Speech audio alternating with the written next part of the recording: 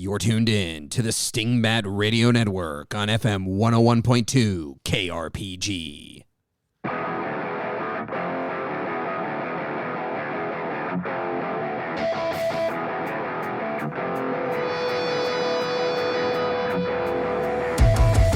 Welcome to Dungeon Master Diaries, a podcast about Shadowdark and other role-playing games where two GMs talk about their recent experiences at the table and hopefully give you something useful that you can take to yours. On the show today, we discuss KublaCon!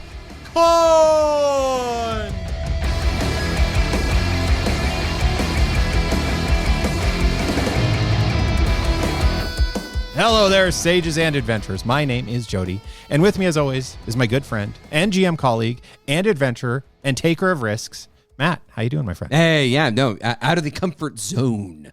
Yes, indeed. Yeah, I've never done what you did, so I'm very excited for this conversation. We're busy enough that we haven't had a chance to debrief since it all happened and went down.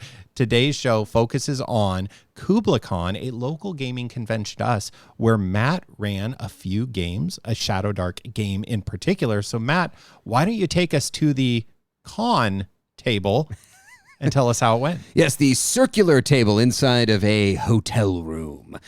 This was not my first rodeo at KublaCon. For those of you who live in the California Bay Area, KublaCon takes place in Burlingame, California every year.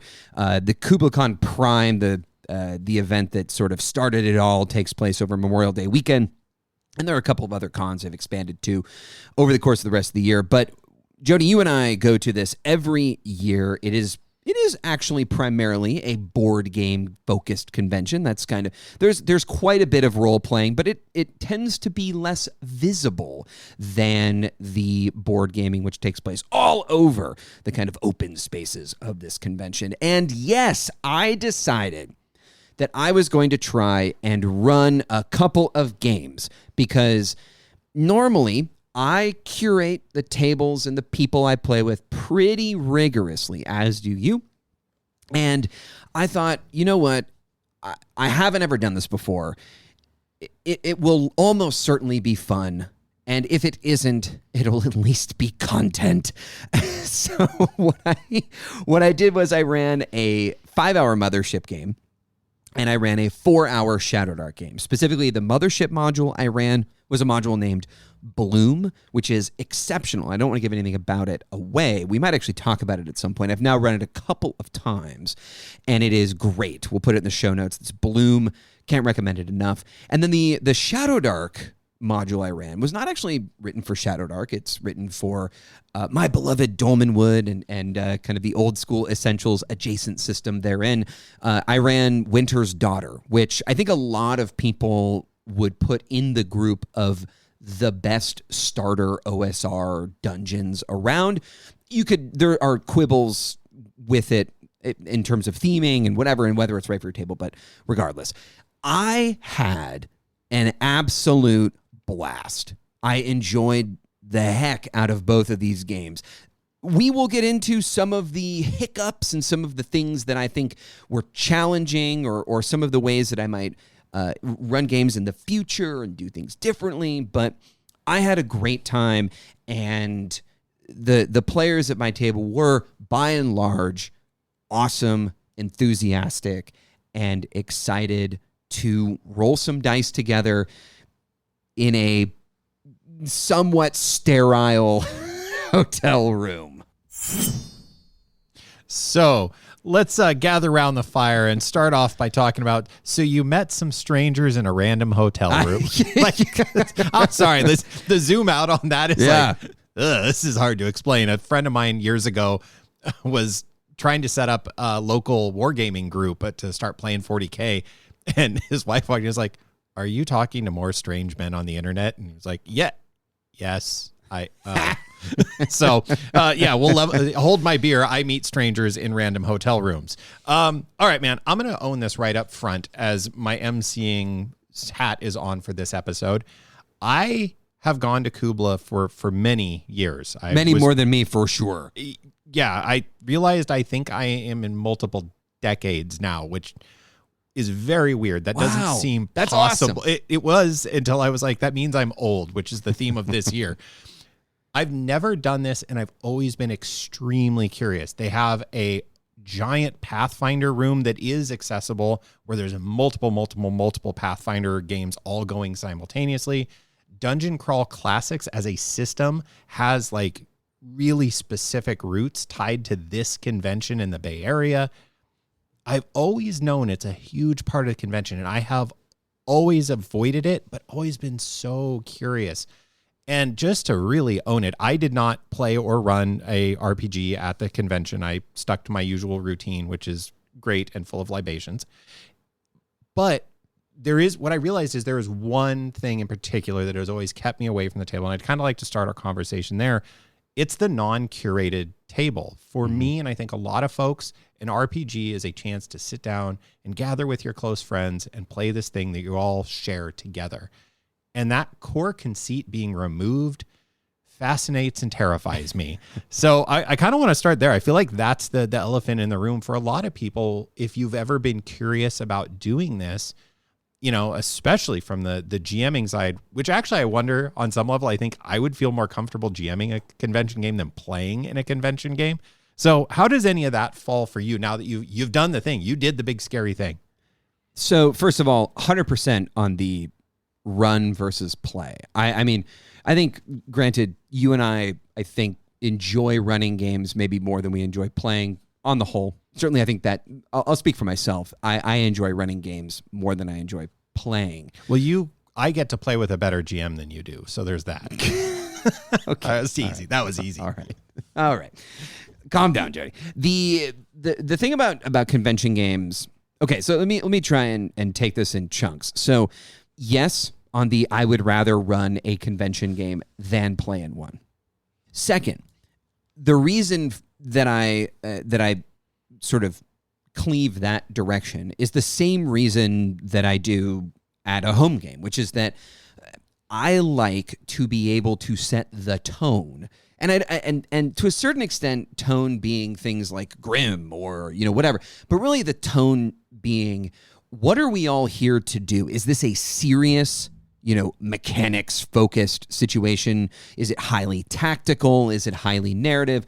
And so that was my first thing that I tried to do, was be jovial, be myself, but maybe, you know, turned up to 11 a little bit, and be very welcoming, but also establish immediately that, like, whatever the expectations of the players were that were walking into that room, establish immediately that, like, this wasn't going to be, in either of these two sessions, the Mothership session or the Shadowdark session, neither of these two sessions were going to be overly focused on like noodly mechanics or anything of that sort. And I really wanted to avoid the kinds of tropes and cliched, you know, somewhat pejorative ways that people think about RPG gamers. Like, I didn't want it to be like a constant back and forth about the rules.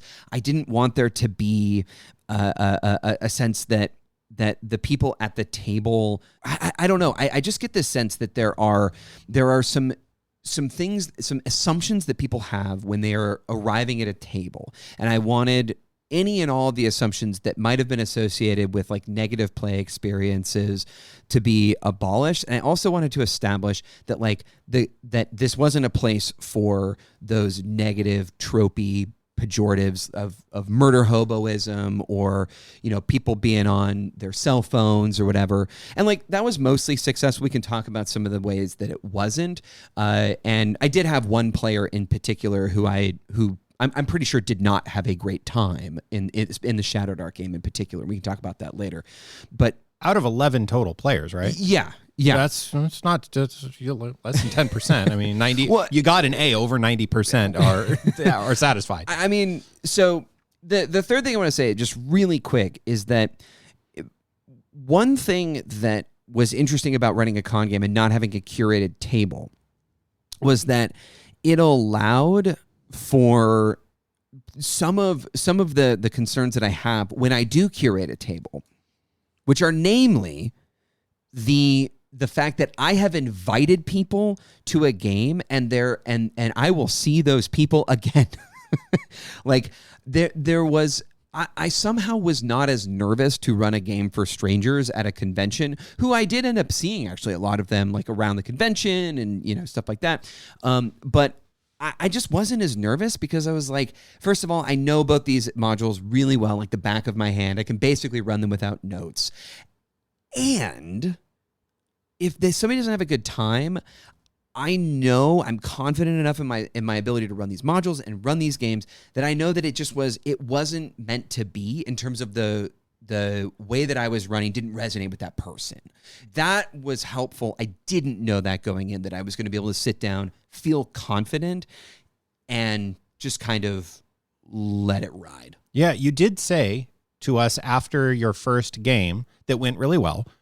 And was not the table. This was the mothership game, and you said everybody was into it, got it, understood the assignment, and was having a great time with it. But you did say that was the most nervous you'd been to run a session. Yeah, in quite a while. So why was that? Why? I mean, I think it's pretty obvious, but maybe there's something in the obvious answer. So and so in that answer, what was interesting is I wasn't nervous about running the game. I wasn't nervous.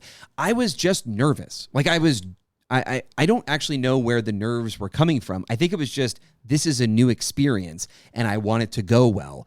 And internally, like, I knew that was the case, but I was still like kind of sweaty and, Right. To draw a metaphor, as we often do, there is like, before I go on a roller coaster, I know I'm going to be scared and there's some excitement and some nervousness. Yeah. And I don't know, there's a degree of difference here. There is the former us in our younger selves, both were in athletics and played sports. And I was always nervous before game time, even when I knew I was prepared to the nth. There wasn't, nothing was going to come up that I wasn't ready to deal with. Whether I was physically able to deal with the person across from me was different, but I wasn't going to get surprised. I knew what was coming. I knew what plays they were going to run. I knew when a blocking guard was going to try and blindside me. Like, I knew that stuff was coming. And I was still nervous though, but it was an excitement versus like anxiety kind of thing. Yeah. Where does it, can you quantify through that metaphor a little bit? Or? Yeah, I think it was mostly the anticipation, right? Mm-hmm. Like the anticipation of a new thing.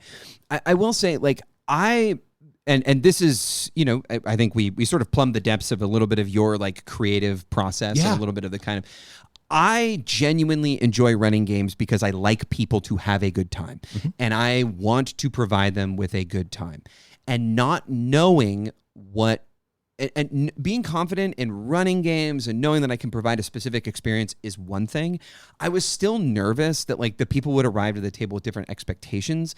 And like, I was confident that I could do my thing, the thing that I'm good at, that I know not everyone is going to enjoy, but I feel like it's pretty palpable to most people who sit down at a table. So that was what led to the nerves, was just this like the reality and the realization of, not everybody might enjoy this game. And that's really hard. And I think it's also the reason that people who run games at cons, I think they have some tools in their toolkit to kind of make those. I would be interested in talking to somebody who's a seasoned veteran of running con games, because I think I probably made it harder on myself in some ways and easier. Like, I might have stumbled ass backwards into like some solutions to problems I didn't actually know I was going to have. So that's kind of where I'm at. That's a great segue. Let me jump in there of that mechanically and doing things for a con. You talked about in your kind of initial discussion around this of, you really tried to set the tone around some of those tropes and avoiding certain tropes and let people be clear right away. And I know you did some very specific mechanical things, not rules mechanics, but literal components we play with when playing Shadow Dark. There's some physical objects we use. And then you shared with me about some other, table dressing things and some other, just some stuff you use. When you say you wanted to set the tone right away, in my mind, I went to those very tangible physical things in the room that you would have added. Can you talk about those? And then maybe some of the invisible things that you did to the person things, maybe. Yeah. So first of all, I mean, it's well known in our gaming groups that both you and I love zines. We've talked about them on the show numerous times. I just printed out a ton of. I'm going to talk about the Shadowdark game in particular here because I think that is most relevant to the show. We can talk about the Mothership game because there's something specific I want to talk about there. But for the Shadowdark game, I printed out quick start guides for all the players. I had the Kickstarter versions of the pre-made characters, so the pre-generated characters. I have. The thing that I think was the biggest success was I have name aprons, like plastic name aprons that we use actually for our Sunday games and our open table games to great effect. Like they are, to me, they are something that like I wouldn't want to go without because they offer an opportunity for everyone around the table to call out people in character and not have to do that thing that happens a lot, which is like, what's your character's name? What's your character's name? So these little name aprons. And I'm going to just real quick. Yeah. So what they are. Sorry. Really specific. If you don't know what a name apron is, because they are kind of I think of them as a teachery item. Yeah, they're very education adjacent. So it's just a triangle, if you will, of plastic that can sit with one side facing out. And usually what we have the players do is write their character name, what level, their class, and their background, and that's all facing out towards the table. And then you said you also had the players actually write kind of below. You had a model one that you had set up in advance because, of course, we did as teachers. You had to have here's the demonstration model. What did yours say? It said it said Game Master played by Matt, and that was how I wanted people. Usually, yeah, we have a lot of other information on ours, but I wanted to keep it pretty simple. Like I wanted people's characters' names to be big and their actual names to also be on there, right? Because that's also something that is of interest to new groups and stuff. And that, yeah, so that was what I had on my exemplar. And then you had the sand timers. And use the countdown die, the crawling clock. I did use the crawling clock, and couple things. First of all, I want to just say it on the name aprons. If you are a gamer, you might have the game Just One, which is actually a great board game, kind of party game. There are actually decent name apron style like plastic triangles in that game. You could just steal them and use them. They're pretty small. I like to get kind of bigger ones, but for people who know, we'll put a link in the show notes. It's a great game, first of all, and then also you get this great game alongside your name aprons. But yeah, I just love and will always sing the praises of hour-long sand timers. I know that there's like you can't adjust the time, and that leads to some conflict with like the core rules of Shadowdark, but I just don't care, and they're so useful, and they're like such a great analog and a component. I used our little LED tea candles to show who was holding the torch, and I used the crawling clock. And I didn't really explain the crawling clock in any other way except for I'm going to roll a d6. This number's going to count down. When it hits 0, something's going to happen. It could be good, it could be bad, it could be neutral, but something's going to happen. Random encounter, etc. And so. Alongside those things, I had all the DCs in a little cardstock apron out. The thing that I want to point out that I waffled back and forth on that I actually want to talk about is I decided to run this primarily and actually basically in full theater of the mind. Mm-hmm. I didn't bring models, which was maybe a mistake because dungeon crawling with random people. Inevitably, I knew that I was probably going to get somebody who needed a visual example. So, Jody, you know what I have? I have a dry erase I was board. Yep. And in that moment, I felt like everything had been leading to that moment. So what I did was I just started drawing. When a player said, "Hey, can I have a visual?" I just started drawing very kind of haphazardly on the back of this, what I would usually use to take notes, and just write down DCs or spell DCs, for web and stuff like that. Web, but anyways, I just started drawing the map on there. I would in the future probably have a slightly bigger way of and maybe like a gridded way of showing the map. And in fact, next time I will just print out the map per our previous conversations here. I'm just going to print out the map of Winter's Daughter, because if you know anything about that module, there is a twist in the module that knowing the map of the actual that is like the tomb that you're supposed to be exploring is not actually as useful as you might think. So that's what I would do in the future. So those are some of the things that I used. I don't want to list everything again, but you get the point. That was my package. To start zooming out that package, though, you mentioned to me one particular item. You had a tablecloth for your Dolmenwood / Shadow Dark game. I gifted this to you at the holidays and have not been butthurt, but a little butthurt that I haven't seen it up or in use. So I was delighted. And this, I think, it's a beautiful piece of art. I don't know if you know the deets of it. I don't remember them. But it also starts shifting towards a tone setting piece that is not mechanical. Yeah. So, yeah. And I know as a player at your table what you offer and some of the vibes. And you also mentioned your nameplate said Game Master played by, and that was a very intentional word choice for this notion of setting the tone. Talk a little bit about those two items and that word choice, and then this beautiful tapestry you laid out on the table. Yeah, so that actually came from a player in my Mothership game. I actually want to talk very briefly about because I learned a lot from the Mothership game and I applied it to the Shadow Dark game. And one of the things that I learned was that when players come to the table at a convention, there's a couple of assumptions I made that I didn't realize I was making that I think actually were pretty correct. Number one, that the players at my table had, for the most part, some experience with the kinds of mechanics in the game. A D100 roll under, right? Everyone kind of understood a D100 roll under system. We just had to kind of massage it a little bit, really just strip away all the kind of ancillary pieces from stuff like Call of Cthulhu to get to something like Mothership. But, everyone at the table at my Shadow Dark game had played a D20 fantasy game, right? Roll the D20, add the number. The thing that I assumed that I probably didn't realize I was assuming was that because these folks had opted into role-playing games at a game convention, and they had opted into my games and had presumably read, I assumed that everyone had read the description. And we'll get to this in just a moment. Oh, boy. I have this is the thing I have the most opinions about. Yeah.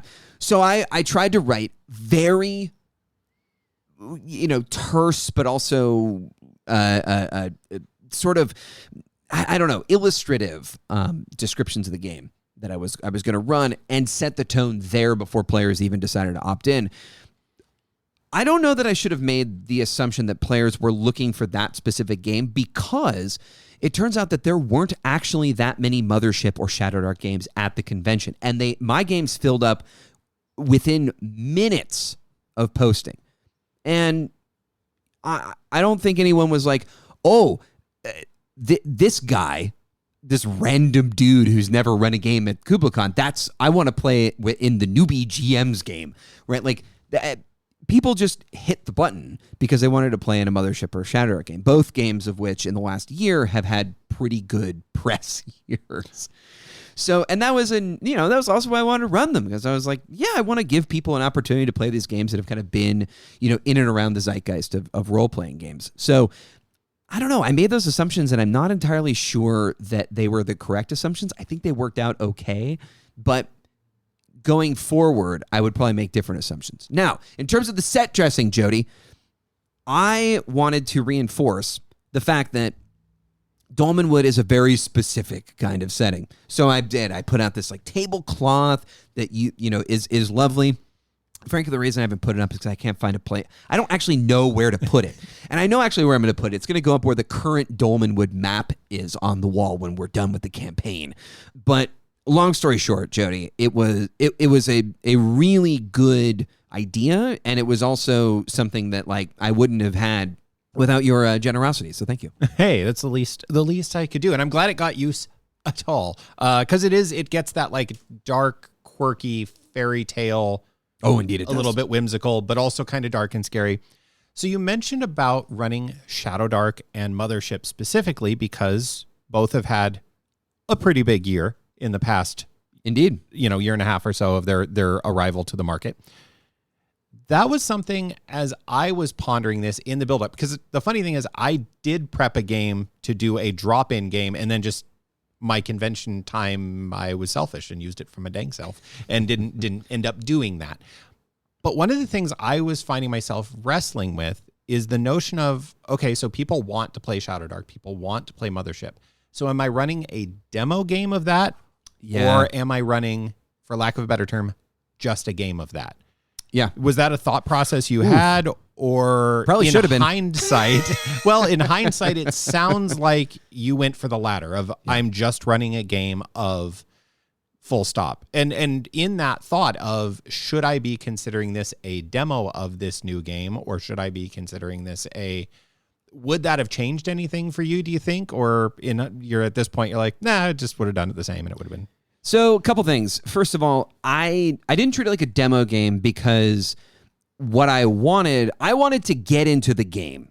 I was like, so a 5-hour game of Mothership playing through the module Bloom is about right.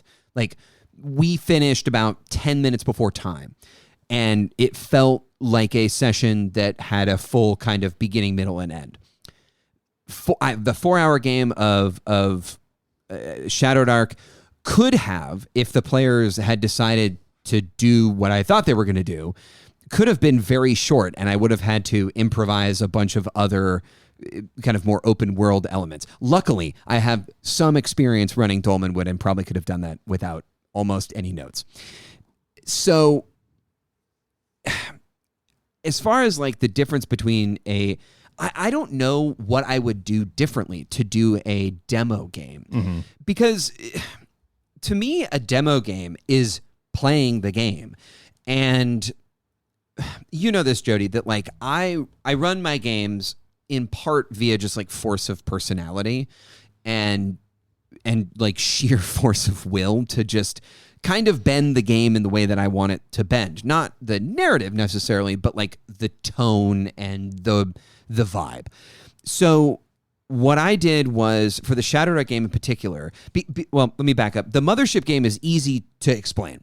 It's easy to explain to how to play Mothership because the dang character sheet literally walks you through it, and the rules are essentially, they are on the back of the player guide. If you have not been, if you are at all interested in Mothership, I'm going to jump in here. Yeah.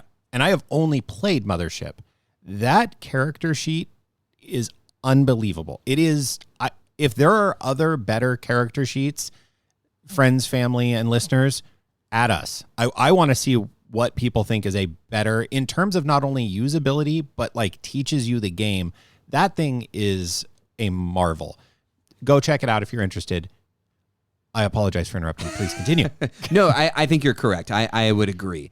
And in fact, I actually think and I think you would agree with me, that the Shadow Dark character sheet, while it definitely is a character sheet, I am not a huge fan of the stock character sheet. I think you actually have more critiques of it than I do. I will not bring them up now, and that is an accurate statement.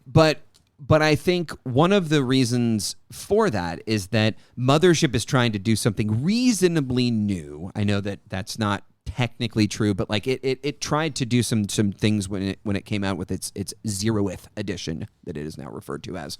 But let me kind of give you the sense of how I treated. I tried to thread the needle between demo game and just a game, and the way that I did that was, when I was explaining Shadow Dark in particular, because I didn't have what we would call in teaching like a graphic organizer, right? Like, which is literally what the Mothership character sheet is. Right. It is a graphic organizer for creating a character. Because I didn't have that, and I had pre-generated characters, what I had people do was I tried to get them to just choose characters based on the art on the back of those pre-generated character sheets. Now, of course, these are RPG players. They immediately looked at the stats, and I was like, look, they're all the stats are good. They're actually, some of these characters are pretty beefed up in comparison to what you would normally get on a normal standard character build. But what I did was then, I will post a picture of this, I just listed my 7 steps for explaining the rules. And I'm just going to kind of go over them because I think this is like reasonably interesting, and it's something that you and I do on a daily basis. We put together lesson plans, and that's what I did. I just put together like, how am I going to get through a rules explanation quickly? Number 1, welcome and intros. Number 2, general overview of expectations. Right, this is a gritty game. It's this game is going to be pretty exploration focused, and it rewards creativity. Number 3, the theme of the game. This is going to be dark fairy tale. So think Legend, Labyrinth, and a little bit of Miyazaki. 4th, we picked characters. That was completely out of order. The players want character sheets immediately, so, whatever. 5 was the rules overview. Now, Jody, this is the part that I actually think I was the most successful in. And I was very proud of myself, and I want to tell you how I did it. Number 1, universal D20 mechanic as a resolution. Number 2, turns and rounds. Number 3, distances. Number 4, standard DCs. Number 5, real time and torches. Number 6, spells and spellcasting rolls. Number 7, criticals. Number 8, combat and initiative. Number 9, luck tokens. Number 10, any questions. I thought that was it worked really well, and it also played on the assumptions that these people had played other D20 fantasy games. Would not work unless that was the case. So seems a pretty safe bet at a gaming convention. Yeah. And then the 6th step was character background, knowledge, and kind of session setup, really diving into the character backgrounds and trying to give them maybe something about the adventure that would like highlight the fact that like your background is important in Shadowdark. Right. And then number 7 was start the scene. And we started at the entrance of the dungeon, bada bing, bada boom. So how long did that take to get through those 10 items? Man, I got through 5 minutes, maybe 10. And the reason was that I was like, look, I am going to go through this very quickly. And I will try and give you, I put down page numbers to kind of reference. But in my notes, I had the actual page numbers so that if anyone asked, I could just reference a page number for them. But the thing that I think was the most successful is that I literally just said, I am going to move through this very quickly so we can get to the game. If there's anything that you just raise your hand, stop me. But you and I both have a pretty decent sense of how to explain things. And that said, man, writing stuff down, like giving yourself a list and like a way to work through things, even if you're an experienced GM, like, man, there is, it's a truism of teaching. It's a tried and true way to get yourself into trouble in the classroom is to just wing it, because you waste so much time. And my goal in these con games was waste no time. Do not waste the player's time. They paid to be here, and it is not cheap going to cons these days. And the one thing I refused to do was waste their time with inordinate rules explanations. And so that was my number one concern. Fantastic. I mean, you're up and rolling, you're leaning into your strengths. Again, another strength of like, hey, I know I can deliver this lesson. And you know, you and I have lots of opinions because of some of the very specifics of our real world jobs, public speaking and understanding that note piece is essential. It's amazing actually for GMing me, how often I do write myself some sort of notes about my session opener.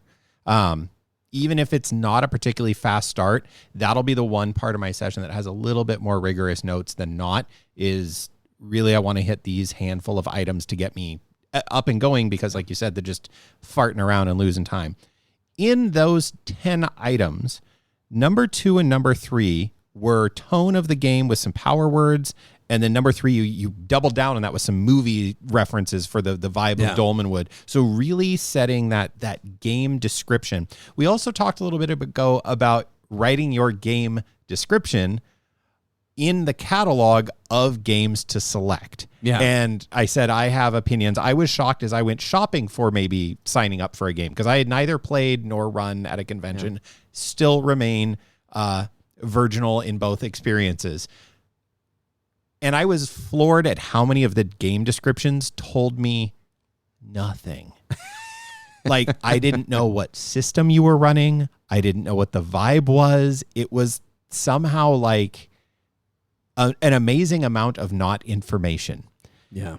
Now that you had, I can safe with confidence after having read yours out of curiosity. I went, I wish more people wrote them like Matt did, because I understand what I'm supposed to do here. You doubled down when they showed up in the room. Tone has been set. And yet, you did share with me your less than 10% person who seemed to not have a great time playing Shadow Dark Dolmenwood, Winter's Daughter. Somehow there might have been a misalignment there. So let's talk about that. Let's talk about that one person who just did not seem to have the experience maybe we would have liked for them to have, or whatever. So I'm going to be as charitable as possible. And I really, really think that it was just a misalignment of expectations. I will also say that while I'm going to be charitable to this person, I don't think that they handled that well. I think I did. I don't think that they did. So a couple of things. First, I hate cell phones at the table, and this person was not the only person who had their cell phone out. It happens. I think at a con game, maybe it's just more culturally acceptable because people have, somebody's going and getting them food or, whatever. Like I don't know. And I didn't say no cell phones. I still wouldn't.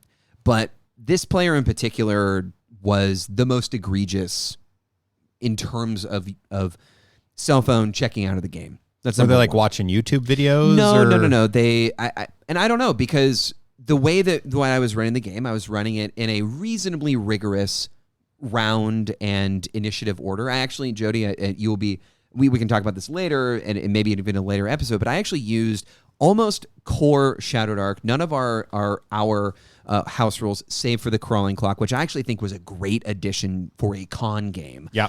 So you used the always on initiative. I used the always on initiative. Cool. I went into freeform mode a couple of times where it felt like, and I called that out. I said, look, we're going to go into like a more of a freeform mode is what is referred to in the core rules. So when possible, I did try and call out the core rules and deviations from them. However, the going in turns is a bit of it's a departure from how people normally play. And so there were people who wanted to jump in, and I have enough experience with Shadow Dark and running in turns that I can go around the table and go, okay, so you want to jump in, that's fine. But when we get to your turn, this is going to be your turn, et cetera, et cetera. So we went into freeform mode like that with pretty regularly, and I didn't try and stay in rigorous turns because it's not worth it. That's not what this table wants to do. And go watch Kelsey's live play. She doesn't do it either. Yeah. So freeform mode, but we used combat initiative the way that is said in the book, and it produced some interesting results, and I still prefer the way that we do things.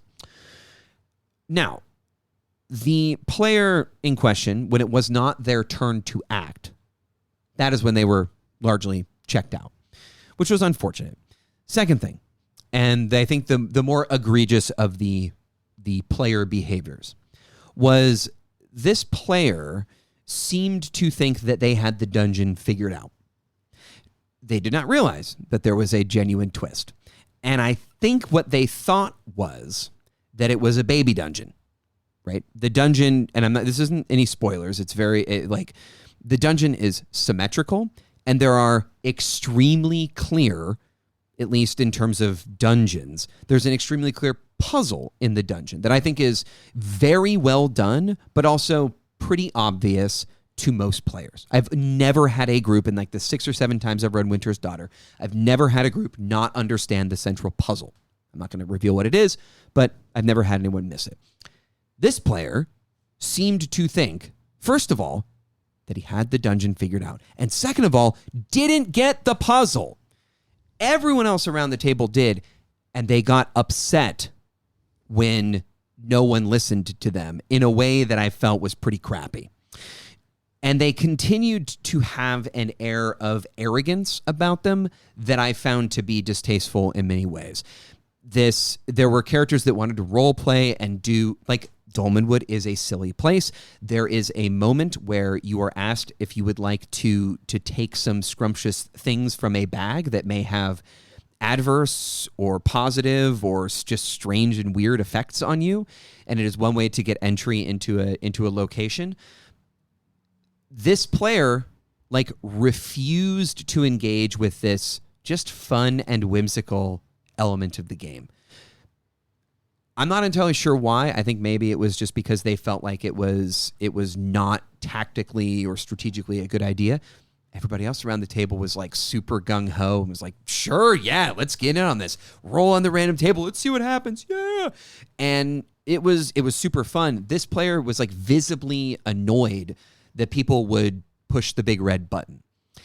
And that was the behavior that I found most irritating, obviously, was when someone would suggest something that was not what this player in particular thought was the best, most optimal, or correct choice.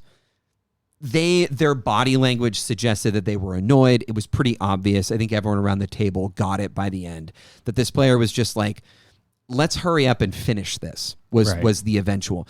So I have a couple of, I want to get your thoughts on this, because I don't know if you've played with people like this. I imagine you have. I haven't really. Like, I've been very lucky and #blessed by the that was just that hurt. That was just pain. To make it. I'm sorry. Success. Jody. Ouch. The to have genuinely lovely players, and even some of the players that I have played with that do things that I don't like.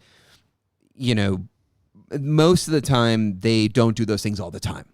For the most part. So, anyways, what are your thoughts on that? Like, have you had a player like that? And what's it's hard when there's somebody who's just flat misaligned with the group. Like, I'm hearing this description. I'm like, oh, they're like in a particularly adversarial, old school style of play, have had those interactions where it is our job is to, air quotes, beat the dungeon. And we are trying to beat the GM's dungeon. And that was a norm of play.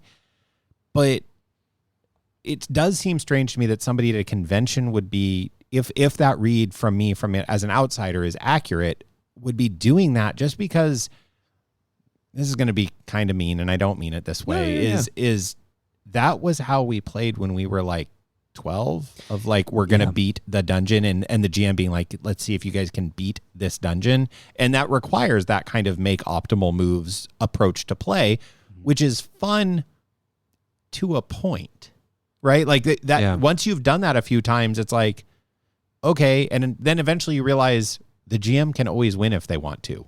Like they just choose to win, and then they do. Rocks fall, everybody dies. Good game, everybody. So it is strange. And the reason I wanted to start this conversation at the number 2 and number 3 of, here's the vibes I'm going for, some tone words. Here are the movies I would reference. Your game description called out some of those things of like, wow, that feels like a wildly inappropriate approach to the game. But that also, to loop back, goes back to that discussion of around, if the player came in and wanted just to see what Shadow Dark is as a system. Yeah, this was not the dungeon to do that. Right, and they had their own preconceptions. This was not the spot, which I feel like, as my friend, I want to be clear, you were pretty clear that, this is a Dolmenwood Shadow Dark hybrid thing. That was very clear up front. It said Winter's Daughter on it, so you also know it's an OSE module. Like, both seconds of research past it says Shadow Dark as the game system being used would get you to like, oh, this is a quirk on. This is a twist of. It's, again, just a game, not a demo. So trying to be charitable, like the person wanted a demo and then was in misalignment from there on out and wasn't capable for any number of reasons to adapt to the other group. It sounds like, though, the rest of the group went, okay, and just moved on and had fun and met the dogs and ate the cheese and did all the things you do in Winter's Daughter. Yeah, so I think, so I got a message from one of the players saying they had a great time, which was genuinely not necessary, but also welcome, because I was worried that there was kind of this like gray cloud, this storm cloud, kind of, a specter or something like that, kind of hanging over the game. I don't know. Like, Jody, how would you handle that? Because here's how I handled it. I tried to do some redirection of energy. So I tried to use some teaching strategies when we have like an obstinate or kind of like difficult student. I was like, oh, maybe this guy's having a rough day. Maybe he had a bad game and walked into this one. And now this one isn't what he expected. And it's like, man, now it's like 8 hours of your con maybe, or not games you wanted to play in. And like, that sucks. And so tried to do the teaching thing of assuming the positive intent, et cetera, et cetera. That became difficult after a while. It's just like, this is an adult man acting lame, but like a child. It's like, it's like, dude, I'm willing to give you the benefit of the doubt here, but you got to meet me halfway. But as far as like making sure that everyone else had a good time, here's what I did. I just shifted the focus of the game off of him and onto the other like characters more. Like I just gave them more screen time. Now, I will say they did split the party 4 ways at one point, which was, again, just great. I think we need to analyze the way you're running games, because this is seems to be becoming default mode of when you run, characters go. The same thing in the Mothership game. It was like 2 games in a row. Where that's a bold move, Cotton. Hats off to them. They did not all live. Spooky ship, weird stuff going on. Let's split up. So I actually would like, on future shows, I would like to do a breakdown of these 2 modules with spoilers, because I think that these 2 modules are emblematic of some of the stuff that we talk about. They also speak to the stuff that I like in games. And in a future episode, we're going to talk about Keep on the Borderlands, kind of do a full teardown of that with you. And I'm super excited to do that, because we are getting to the point now where I think we can do quote unquote reviews of modules and stuff that we've played. And that's just cool. That's fun. Yeah. And it is, we can speak from a place of some amount of competence and knowledge. And in terms of Winter's Daughter, like I think I could run that entire dungeon without notes. And I have both run and played in it now. So I look forward to chatting about that one, because it is quirky and I think it'll be fun because it does speak to some of our differences pretty beautifully. You asked me the hard question of what would I do with that person. Sorry, and then I just waxed poetic about these 2 modules. Oh, well, you got a microphone. We'll listen to everything you have to say. No. This is a very me episode, but it's one of my favorite lines from The Wedding Singer, man. Yeah. So let's do all the things that you want to do.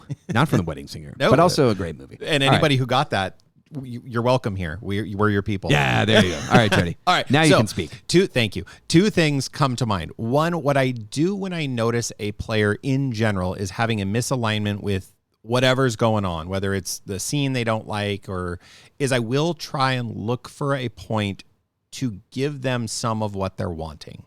So you as a player, for example, I'm going to put it back to you real quick so we don't get too far from the topic of Matt, is that... Thank you. Oh, God, I was so worried. I know. You're like, oh, what do we... No, but kidding aside, get back to you like to role play, so I will try, unless we're in like the midst of a combat encounter, I will try and, if I notice, not that you're checked out, because you're never checked out as a player that I've ever noticed, but I will try and get to something that you can role play with if I see that that's causing a disconnect. And if I know I have a player that wants to hit it with a hammer, then I'm like, well, let me get them something to smash with a hammer, even if it's a stupid bar fight and they just get to roll their D20 a few times off and ring. So trying to lean into whatever it is that they're doing so that that person gets to be the captain of the ship for a moment, which is, again, a teaching strategy. I have an obstinate kid. In my teacher training, they were like, you have a kid who won't do anything you say, accidentally drop a pencil next to them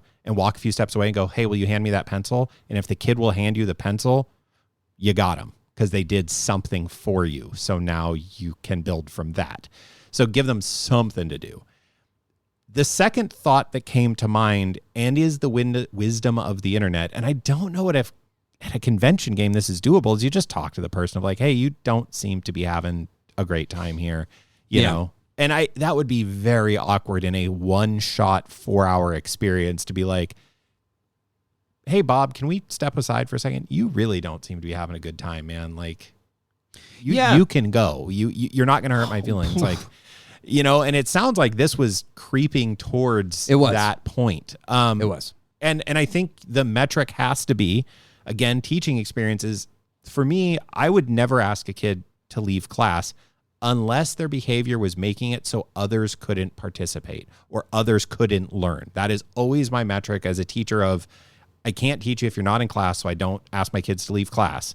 no matter how much of a knucklehead they're being, I'd rather intervene and get them to stay. But if your behavior is making it so I can't teach, I am not capable of moving forward, then we can't move forward. And it sounds like the table was able to move forward, and just person unfortunately sat there with grump in their shorts, and well, sometimes you got grump in your shorts, and that's what we do. So I those are my only two things that come to mind. And I will admit, like, I have never had it get to the point. I have watched a GM do it and he was wrong. I have watched that. A GM stop a session, they're like, you seem miserable. And it's like, no, I'm frustrated because I'm rolling bad, but I'm having a great time. Like, I've watched that fall apart. Yeah, that's the danger. That's the danger, and it's why I think most people won't do that. But I mean, this does sound different of this sounds like, as you said, there was some sort of misalignment of vibes, and I want to throw this to listeners also, and this is something, you know, you and I live in our real world lives way too much, and I learned this from retail. You can help 1,000 people and do a great job, and you will only hear from the one person that you did a mediocre job with. Like, that's a retail thing they teach you is in sales, of you can get 1,000 interactions correct. You literally have 1,000 customers come through today and they all had a great experience. You will only hear from the one person that you gave them a bag and there was a hole in the bag and you didn't notice it, or whatever it is. So, and our brains latch onto that stuff. So your natural, like you mentioned about, I was worried about this, like this background thing. Well, over 90% of your players, no notes, seem to have a great time, left with smiles, had laughs, all of that. And this one person clearly had a different experience.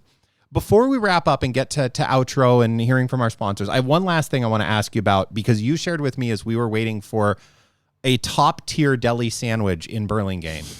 You shared with me about how you ended the Bloom game. Yes. Using the timer. Oh, yeah. And I think this is a great, if you're with us this far, listener, and you've hung with this conversation, this is a nugget. And I stumbled on a nugget, Jody. I don't know when I'm going to use it, but this is getting locked away. So what did you do to wrap up your Bloom game? And then we'll hear for some money, folks. All right. So towards the end of the Bloom session, about an hour and a half from when we needed to call time, I was starting to realize, like, okay, I need to wrap this thing up. I need it to reach a satisfying conclusion, and that's always the challenge with set time periods of games. Well, I have these 1 hour, give or take 5 minutes, sand timers. And so I just threw a sand timer on.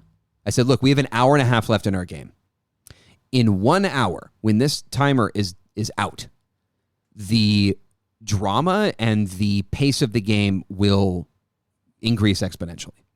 Like, I don't know how that's going to work. Wherever we are, things will start to escalate, and because we're going to reach a conclusion, and you know, the game had already been kind of hurtling towards some. I think one of the players remarked, like, more dramatic.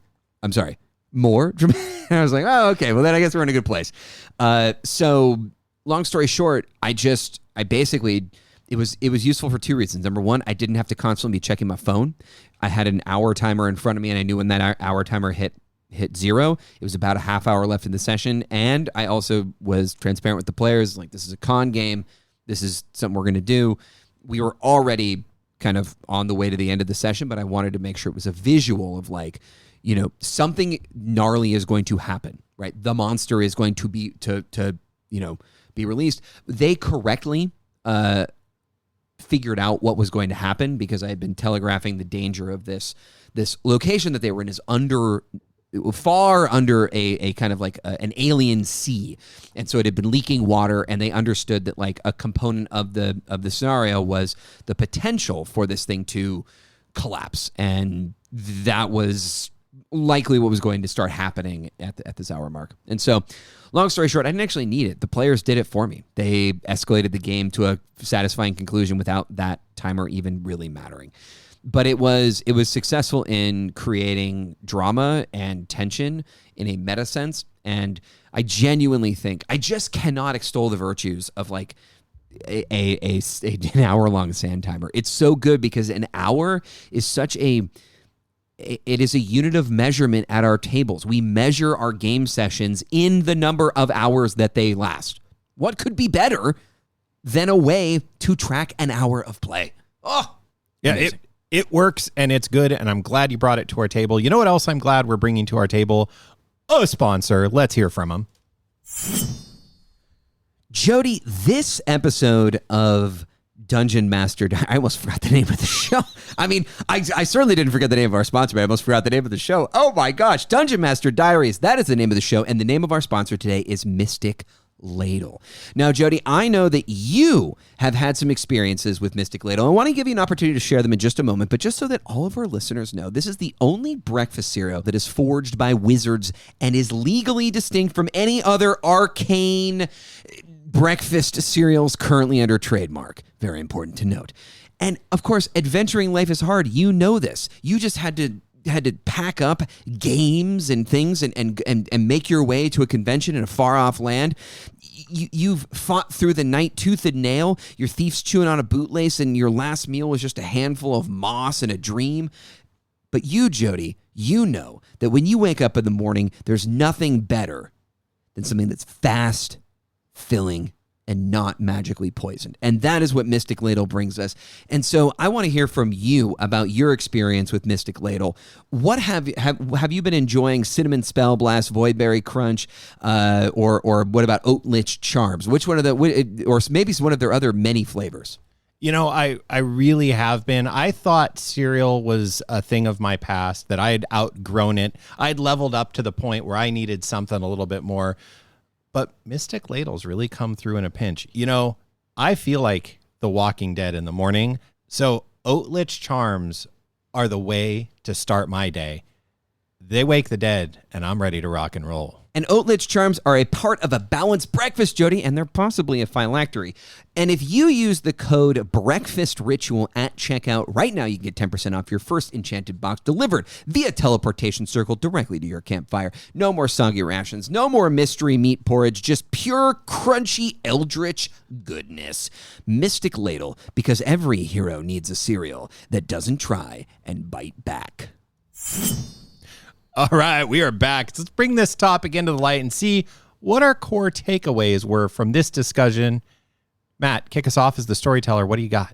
All right, so set the tone. I think, generally speaking, from the descriptions that I put on the games in terms of like game signups and what was posted to the website to how I conducted myself when people walked in the room, the accoutrement that I brought, I think I did a good job giving people, putting them at ease immediately so that they had something to kind of understand, like, what is this game going to be like? And then also, I cannot recommend enough, and I actually had a lot of people ask, like, where did you get these name aprons? They're awesome. So I had enough people comment on the fact that they liked them that I think that actually if you're running a con game, or really if you're running games in any situation where you're going to have a rotating table, these name aprons, they are a little pricey if you get the nice ones, but they're worth it. And an investment in them it'll take you far. And you can get a pack of like a bazillion for, you know, a little bit of coin, but it's worth it. Yeah, you said that you'd brought them to the convention. I was like, of course you did, because that's a pro move right there for us non-pros. All right, my number 2 is kind of piggybacking yours. You said set the tone, and I'm going to say trust your own GM skills, or you do you, man. And I've said this before as our closeout a number of times, lean into the things you know you do well as a GM.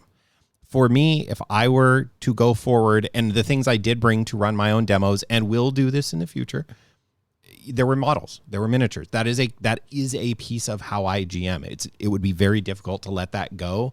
So don't handicap yourself by not doing what you already do well. So just lean into your strengths. So my second and final one is don't waste people's time. I think this is even more important at a con game where people have traveled, they're paying money to be there, wasting time is probably one of the biggest sins at an RPG table. And I know for a fact that we all as GMs do it. Like there's just sometimes where, you know, you get into a situation where nothing productive is happening and there's not a great way out of the scene or whatever it is.